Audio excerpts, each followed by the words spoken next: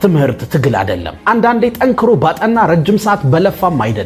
ኦፍ ኮርስ ካንተ የሚጠበቅ ጥረት አለ። ግን ራስህን ሳታስጨንቅ ስማርት በሆነ መንገድ ተዘጋጅተህ በትምህርትህ ውጤታማ መሆን ትችላለህ። እንዴት አድርጌ ውጤታማ ልሁን ካልከኝ እነግርሃለሁ። በሚቀጥሉት ደቂቃዎች የምነግራችሁን ሁሉ ካደረጋችሁ እመኑኝ ከዚህ በኋላ ስለ ትምህርት አትጨነቁ። ግን የምላችሁን ነገር በሙሉ ማድረግ ግዴታ ነው። ለኢንስፓየር ኢትዮጵያ አዲስ ከሆናችሁ ቻናላችንን ሰብስክራይብ አድርጉ። ሰብስክራይብ ስታደርጉ ደግሞ ከጎን ያለችውን የደወል ምልክት መጫን አትርሱ።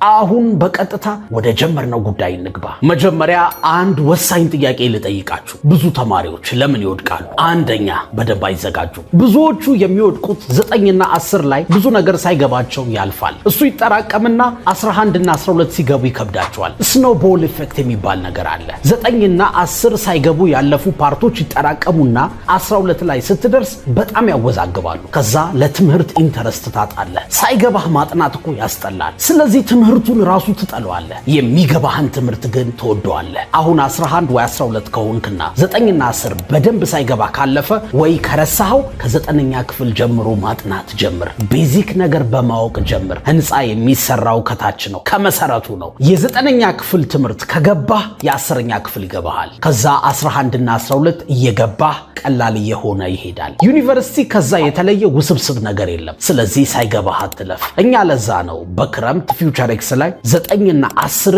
አድምተን የምናስጠና። ምንም ነገር ሳይገባ ማለፍ የለበትም። ከዛ ትምህርቱን ትወደዋለህ። ብዙ ልጆች ማትስ ይጠላሉ። ከዛ ከኛ ጋር አጥንተው ማትስ እንዲቀላል ነው እንዲህ ብለው ይወዱታል። ለሁሉም ትምህርት እንደዛ ነው የምናደርገው። ሁለተኛ ብዙ ተማሪዎች የሚወድቁት ስማርት በሆነ መንገድ አያጠኑም። ስትራቴጂ የላቸውም። በየቀኑ የሚያጠኑበት ፕላን ወይም ስትራክቸር የላቸውም። በቃ ከምን እንደሚጀምሩ አያውቁም። ግራ ይጋባሉ። ብዙ ተማሪዎች አቅም አላቸው፣ ትምህርት ይገባቸዋል፣ ጥሩ ጭንቅላት አላቸው። ግን ከምን እንደሚጀምሩ ምን እንደሚያጠኑ አያውቁም። አንዳንድ ጊዜ አንድ ቻፕተር ላይ ረጅም ጊዜ ያጠፋሉ። ይሄኔ